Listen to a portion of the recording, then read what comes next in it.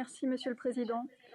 La délibération en débat nous a conduit à prendre connaissance du bilan du plan local d'action pour la mise en œuvre accélérée du logement d'abord pour 2020 et doit nous conduire à approuver la convention de partenariat avec l'État pour la mise en œuvre accélérée du logement d'abord pour 2021 pour un budget de 561 000 €.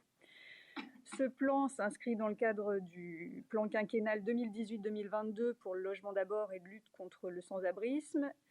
Il traduit, et c'est une bonne chose, une volonté nationale de lutter contre le mal-logement, de fluidifier et d'accélérer le passage des hébergements d'urgence vers des solutions plus pérennes, tout en multipliant les mesures d'accompagnement, et ce à destination des plus fragiles et des plus précaires.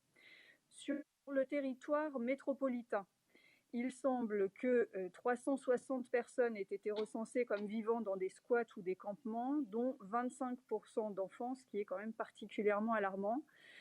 Il est donc absolument indispensable que la métropole agisse aux côtés de l'État pour accompagner les populations les plus vulnérables dans leur parcours d'hébergement, sans que forcément tous les paliers ne soient franchis successivement, les hébergements d'urgence, puis les centres d'hébergement temporaire, puis et seulement éventuellement un habitat pérenne.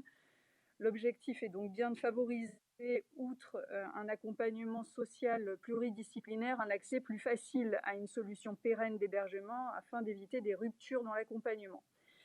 Nous voterons donc bien évidemment pour cette délibération, puisqu'elle traduit l'essence même de la solidarité qui doit présider dans les rapports humains. Nous attirons toutefois l'attention de la majorité sur le fait que ce principe de solidarité trouve rapidement quelques limites à l'examen des communes d'accueil, des centres d'hébergement. Si on se fie à la répartition géographique, 6 centres d'hébergement sur Grenoble pour 160 000 habitants, 3 sur Fontaine, qui compte seulement 23 000 habitants, 2 sur Saint-Égrève, 2 sur Saint-Martin-de-Vinoux, 2 sur Échirolles, 1 sur Gières, 1 sur Hébin. Et donc, il peut être constaté une inéquité entre les communes accueillant ces centres. Ce déséquilibre est comparable à celui qui existe en matière de logement social à l'échelle du territoire.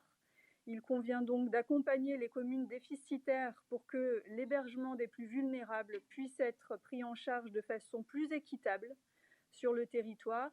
Il n'est pas acceptable à notre sens ni bienvenu pour les populations bénéficiaires et pour tous les métropolitains de concentrer sur quelques communes seulement les hébergements d'urgence et une grande partie des logements sociaux de la métropole. Et puis, il convient également,